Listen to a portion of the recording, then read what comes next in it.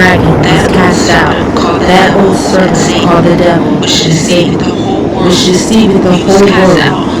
He was cast out unto earth. And he said unto them, I beheld Satan as lightning falling from heaven.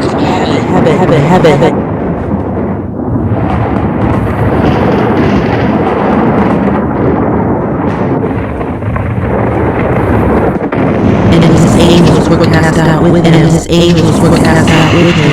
And his angels were cast out with him.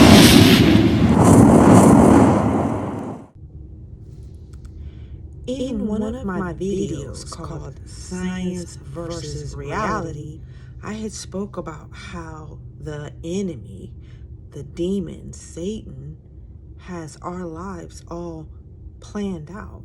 They are here with us from the moment we're born, just like how God assigns angels to us as well.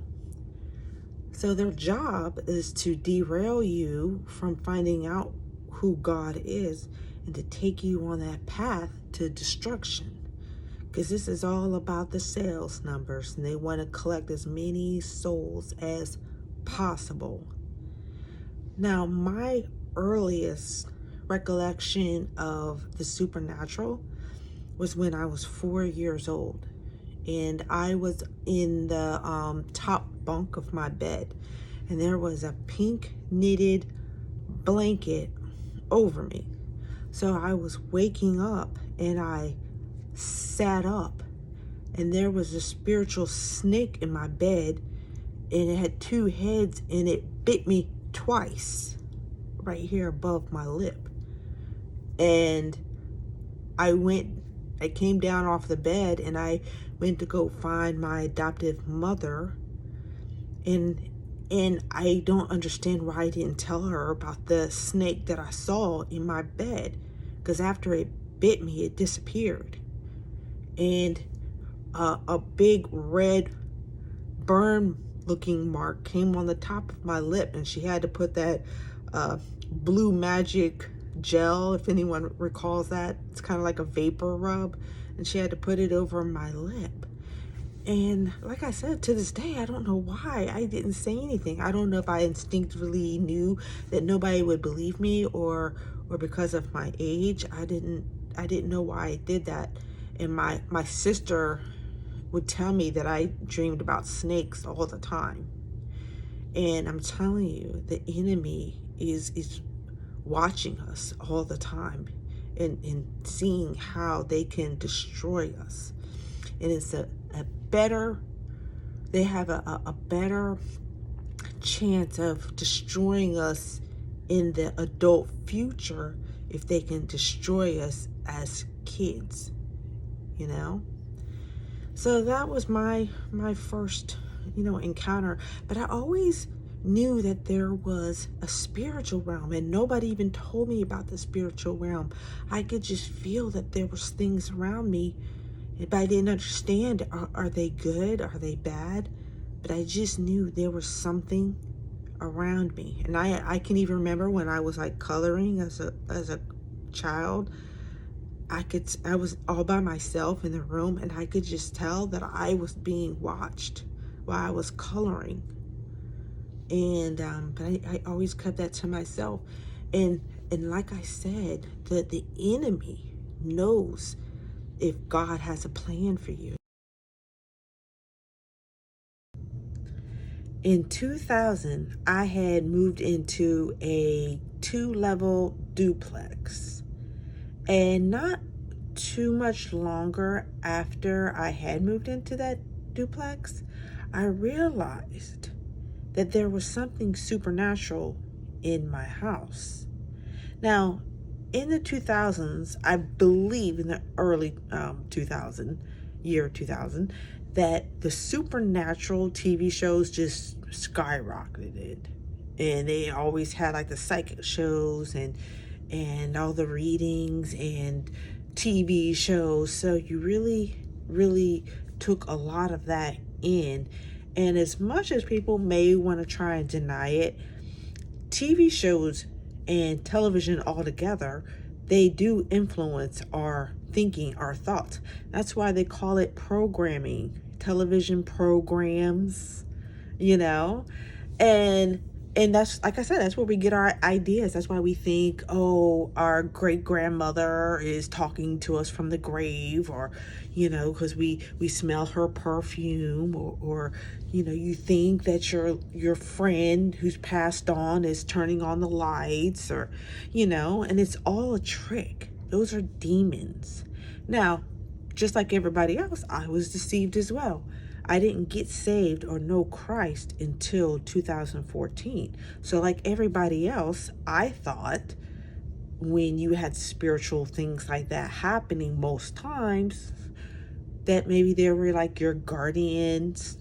I didn't call them guardian angels. I just called them guardians, kind of like a new age word, guardians. But like I said, I knew that something was in my house. And I remember one time there was a pile of clothes in a chair. They were clean. You know how you take out the clothes from the dryer and you don't fold them right away. So I had a whole bunch of clothes in this one chair downstairs in the living room. And so I was looking for my keys and I couldn't find my keys, and I had to hurry up because I had to pick up my daughter from daycare, and they closed at a certain time. So when I couldn't locate where my keys were, I stood in the middle of the room, in the living room, and I said out loud, "Guardian, where are my car keys?" And right after I said that, on the pile of clothes, a washcloth fell to the ground, and underneath the washcloth were my car keys. So I grabbed the car keys, I thanked the guardian, and I went out the door to pick up my daughter. And I never thought that could have been a demon. See, the demons want to do stuff like that because they want to trick you into believing that they are the guardians. They don't care. Just like a lot of the New Agers, they believe in those rocks, and they think that those little amethysts and crystals, they think that they have powers and stuff, and they don't. That's how foul Satan is. He will have you believing in rocks before you believe in God. And I'm telling you, those rocks are just rocks, and they're only, yes, are there demons attached to those rocks? Not natural rocks, because like for instance, I don't have any crystal, but I'm gonna not say that every gem is from the devil. But when you put like prayer to that object, or you assign something to that object, and something, and you're believing that object is to be supernatural, that's when I feel like you kind of curse it. You know what I mean? And because I'll take an amethyst, hopefully I'm saying that right, because those are from God. But like I said, but when you put words, you attach something to that object, that's when that demon is going to attach itself to that object and follow it wherever it goes. But the rock isn't doing anything. It's the demon attached to the rock that's fooling you and thinking that they're doing something for you. So, and I know that other people may disagree with what I'm about to say, and that's fine. But when you're not saved, I 100% believe that the demons can read your mind and know what you're thinking when you have an open house to them. Because I feel like they can go in and out when you're doing certain sins you're guilty of. I feel like they can come in and know or watch you and see what you're thinking. So anyway, one day I was sitting on the couch and I was watching television, and there was a Mylar balloon. It was a happy birthday balloon that I gave to my daughter. Now, this balloon was completely deflated, and it took forever for it to deflate. And it was on the ground next to Entertainment Center by the television that I was watching. And, during the commercial or whatever, I would look at this balloon. And in my mind, not saying it out loud, in my mind, I was thinking, wow, I can't believe that little mylar balloon is still trying to float, but it was already on the ground, but it was touching the ground, but I just couldn't believe how it was, still had a little bit of, it was touching the ground, but it wasn't, I was just surprised that it still had a little bit of air in it, a little bit, you know what I mean? I was just surprised it lasted so long. And so later that night, I went to bed, I went upstairs, I went to bed, and the next morning, that deflated mylar balloon that I couldn't believe was trying to float, that was only inches from the ground, was in my closet. So that mylar balloon that was downstairs in the living room went across the living room, floated upstairs, took a left, went down the hallway, and then took another left inside of my closet. And I'm telling you, this balloon was deflated. There was no open windows anywhere because it was the winter time. Well, it was fall, winter. And I was like, oh my gosh, I couldn't believe that. I didn't know what to think about that, to be quite honest. And so anyway, another thing happened. Now, I 100% believe that this was an angel that did this. I 100% believe this next thing that happened. So anyway, every year on Christmas morning, this church goes around at 6 a.m. with a drum, and they sing Christmas carols at Christmas, and they are always beating this drum, singing Christmas carols. And and I got upset because I'm like, it's 6 a.m. and I'm trying to go to sleep, and they're just singing and beating that drum. So I got dressed and I went into the neighborhood to see where they were. And I walked up to them and I asked them, I said, can y'all please lower your voice, lower that drum, because not everybody's up at 6 a.m. And so they were caroling to this senior lady, and they're like, oh, stop being a Scrooge, And I was like, okay, that's fine. So I went back into my house, opened up my refrigerator, got a dozen of eggs.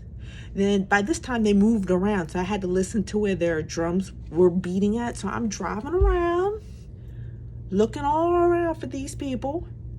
And I finally saw them. I had my eggs sitting in the passenger seat. So I tried to roll down my window. My window wouldn't roll down. I could not get it to roll down. So I couldn't stop because there's like cars behind me. And they were right up the street from me. I could practically walk to where they were, but it was a one-way street, so I had to go around. But anyway, so I had to abort mission. And so I parked in front of my house, and I was like, great, my window's broken. So I went to roll down the window, and it rolled down just fine, like nothing happened. And I kept rolling it back up and rolling it back down, and it worked perfectly. It only wouldn't work when I tried to open it up and egg those carolers. So I 100% believe that was the Lord's angels. Either their angels, my angels, either way, it did not happen.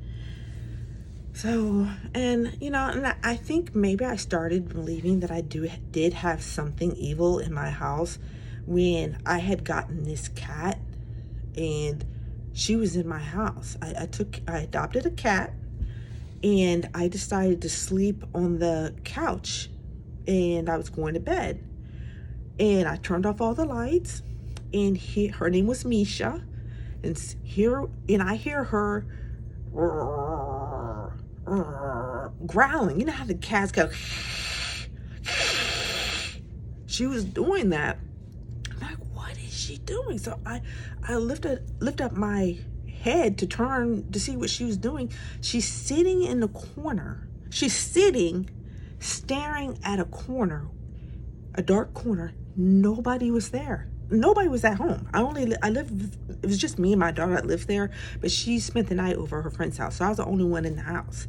But she's hissing at nothing. She's staring at, she's looking at the corner, a dark corner at nighttime, and she's at absolutely nothing.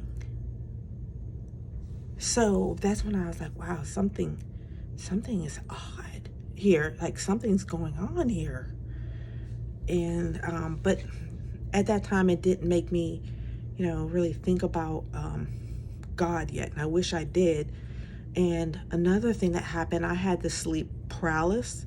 I got really, really sick one time with I don't know if it was the bird flu, and I tried to wake up. I couldn't wake up.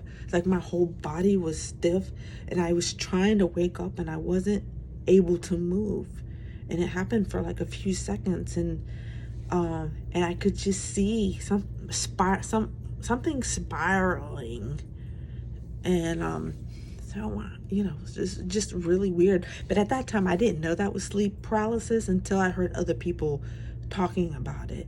But I definitely 100% believe that there was demons there. There was demons all throughout that neighborhood because it was a drug infested neighborhood with crack and prostitutes and all kinds of sin. And I believe 100% that demons are assigned to these regions and neighborhoods, and I'm telling you, if you have even a spark of light in you, they want to make sure they destroy you. Now, y'all are gonna think I'm crazy after I finish telling you what I'm getting ready to tell you. But after I got saved, I prayed to God for like 2 months to be able to see supernatural things. And shortly after those 2 months, I started seeing supernatural things. I had worked at a chain that does massages. They're a really well-known chain because I'm a massage therapist. And so I started like massaging people, and I noticed that there's these black masses, like mass that would keep darting all through my room. And I was like, oh my gosh, I'm massaging. I'm like, oh my gosh, I can't believe I'm seeing this. And so I would tell like other Christians, like, oh my gosh, I've been seeing that. And they didn't want to hear me tell them that. It made them very uncomfortable. A lot of Christians, they know about the spiritual realm, but it still makes them very uncomfortable, and they don't really want to talk about it. They don't want to really acknowledge that they are around us like they are, because deep down inside it freaks them out, but they don't want to admit it. So one day I had this one client, and I had her she was face up. I'm working on her, and she's talking to me about her marriage, and she's like, I can't wait to divorce my husband because he's a deadbeat, he's not working, and he's always sitting on the couch being at home and not being proactive, finding a job. And I can't wait to tell the kids that we're getting divorced, and he wants me to wait until they finish school, but I'm gonna tell them right now.